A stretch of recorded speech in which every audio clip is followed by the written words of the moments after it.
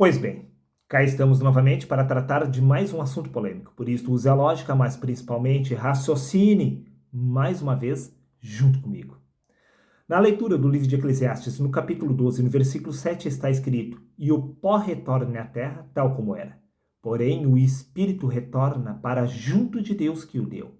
Bom, vamos por partes. Em primeiro lugar, quem exatamente é Deus? E em segundo lugar, aonde exatamente Deus está, uma vez que o Espírito de Deus irá retornar para junto dele? Vamos ver? Livro de 1 Coríntios, capítulo 15, versículos 44 a 47, está escrito: "Disse Paulo que se há corpo natural aqui na terra, há também corpo espiritual nos céus." Nisto podemos entender que quando o Espírito deixa o corpo natural aqui da terra, ele retorna para junto do corpo espiritual que está nos céus. Bom, já descobrimos o destino do Espírito. Ele retorna para o corpo espiritual que está nos céus. Mas ainda fica a pergunta: quem exatamente é Deus? Bom, Paulo ele disse que o primeiro homem da terra é terreno, porém o segundo homem é o Senhor dos céus. Por certo que o Senhor dos céus é o Deus vivo. Então, o Deus vivo é o segundo homem. Agora veja, para sua surpresa, quem exatamente é este segundo homem. Evangelho de João, capítulo 3, versículos 6 e 7, disse Jesus: "Necessário vos é nascer de novo. O que é nascido da carne é apenas carne. Porém, aquele que nasce do Espírito se torna um espírito." Ou seja, aquele que nasce de novo se torna o segundo homem, o espiritual, que é o próprio Deus dos céus. Todo aquele que nasce de novo se torna o próprio Deus. Você não ficou convencido? Veja por você mesmo o que consta no Evangelho de João, capítulo 3, versículo 13. "Ora, ninguém jamais subiu ao céu, senão aquele que de lá desceu." Agora veja por você mesmo, quem exatamente é que desceu dos céus? Livro de Salmos, capítulo 104, versículo 30.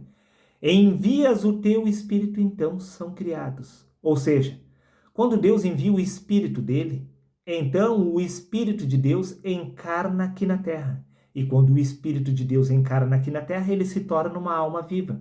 Porém, quando o Espírito de Deus desencarna, a alma é desfeita.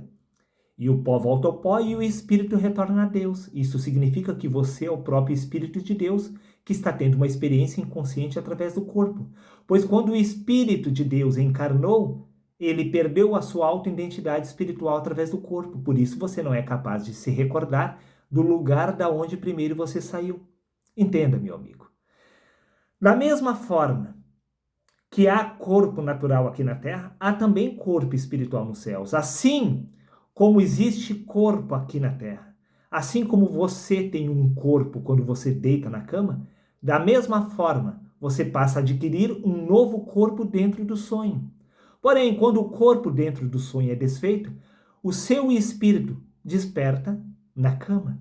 Ou seja, o espírito, que é a sua consciência, sempre retorna ao primeiro lugar da onde ele saiu. Assim, todos nós somos o próprio Deus que estamos dormindo na carne. Não há como fugir desta verdade, pois está escrito: "Desperta, ó Senhor, porque dormes." Desperta, meu querido amigo. Você é o próprio Deus que se encontra dormindo na carne. Pare de tentar salvar a sua alma, pois não existe salvação de alma. Talvez você não tenha compreendido o texto.